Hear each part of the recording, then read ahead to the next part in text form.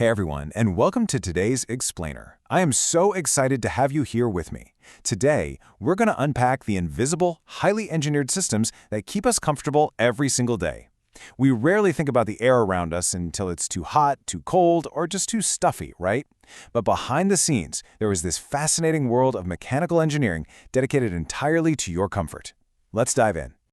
Okay, let's just map out our journey real quick. We're going to cover the science of comfort, what HVAC actually is, break it down into heating, ventilation, and air conditioning, and then finish up by looking at HVAC in the real world. Let's jump right into Section 1, the science of comfort. To really understand the mechanics of these systems, we actually have to flip the script for a second. Instead of looking at the machines, we need to ask, what exactly is comfort? You see, comfort isn't just some subjective, fuzzy feeling. It's a scientifically measured standard. There are strict guidelines established by globally recognized groups like ASHRAE. That's the American Society of Heating, Refrigerating, and Air Conditioning Engineers.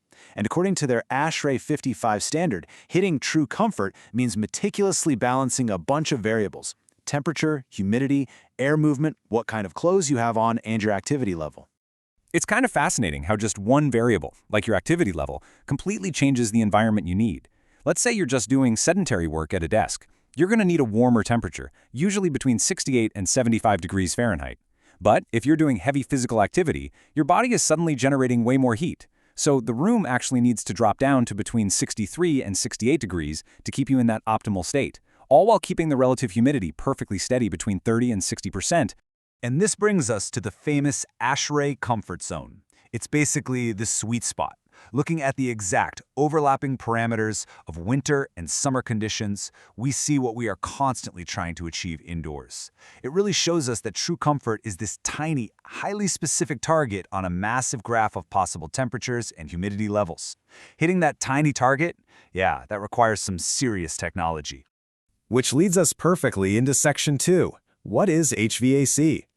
So now that we've mapped out the scientific problem, let's meet the hero that actually solves it. The really crucial thing to understand here is that HVAC isn't just one magic box you plug into a wall. The acronym stands for heating, ventilation, and air conditioning. It's an entire comprehensive technology, a system of integrated processes working together. It regulates the temperature, manages the humidity, and circulates the air to create a perfectly healthy space to live or work in. Let's break that acronym down letter by letter, starting with Section 3, heating. The H is for heating, and honestly, staying warm is often our most immediate survival need. Heating in an HVAC system is all about raising that indoor temperature when it gets freezing outside. Engineers have come up with some pretty clever ways to do this too. You've got furnaces that burn gas or oil, and then you have these incredibly efficient heat pumps that literally transfer heat from the outside in. We also use electric resistance heaters, radiant floors that warm up right under your feet, and boilers that circulate hot water. But no matter the method, the goal is exactly the same, getting us right back into that ASHRAE comfort zone. Moving right along to Section 4, ventilation. Let's look at the V, because this is what builds our invisible shield of comfort. You could have the absolute perfect temperature, but if the air is stale, you're going to be miserable. Ventilation is all about fresh air exchange. It's continuously flushing out indoor pollutants like volatile organic compounds and allergens. It dilutes odors because, let's be real, nobody wants to sit in a smelly room. It helps control humidity to stop mold from growing, aids in temperature regulation, and above all, gives us a continuous healthy supply of oxygen to breathe. And finally, Section 5, air conditioning. We reach the AC. We use this term all the time, right? But it's actually widely misunderstood as just blowing cold air. It's so much more than that. It's about complete environmental control. If you look at how ASHRAE defines it, it's the simultaneous control of temperature, humidity, cleanliness, and the distribution of the air. It's an active, ongoing treatment of your environment.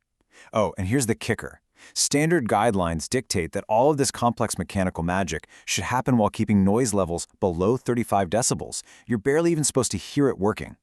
It's honestly mind-blowing when you think about the sheer scale of the heavy-duty mechanical equipment required to pull this off. We're talking massive rooftop units with giant fans, heavy compressors, and complex ductwork. It takes all of this loud, intense, industrial power on the outside to invisibly manipulate the air on the inside to those delicate scientific standards we were just talking about. So, let's bring it all together in Section 6, HVAC in the real world. We know the science, we know the mechanics, but where is all this actually applied? Well, pretty much everywhere. We have our standard applications keeping us comfortable in homes, offices, hotels, and movie theaters. But then you have these highly specialized applications where HVAC is quite literally mission critical. I'm talking about hospitals using it for infection control and maintaining sterile operating rooms. I'm talking about massive data centers where specialized cooling is the only thing keeping the internet servers from completely melting down. And pharmaceutical clean rooms where the systems operate with such extreme precision that airborne particles are practically non-existent. But there is a catch, and it's a big one. This level of invisible, ubiquitous comfort comes at a massive cost. Out of a conventional building's total electrical consumption, an absolutely staggering 60 to 65% is devoured by the HVAC system alone. That is a massive amount of our energy dedicated strictly to treating air. And that immense energy draw is exactly why the future of HVAC engineering is so tightly tied to the concept of green buildings. Modern green design integrates things like natural daylighting, better insulation, natural ventilation, and super high-efficiency HVAC technologies. By pulling all these elements together, we can conserve natural resources and generate way less waste, all without sacrificing those carefully calculated comfort standards we need. Which brings us to a pretty vital question to wrap things up. With these systems currently eating up to 65% of our building energy, how will the architects and engineers of tomorrow balance our biological need for ultimate comfort with the sustainable future of our planet? It's a massive, fascinating engineering challenge. Thank you so much for joining me for today's Explainer. I really hope this sparked your curiosity to look a little deeper into the world of sustainable engineering. Until next time, stay curious.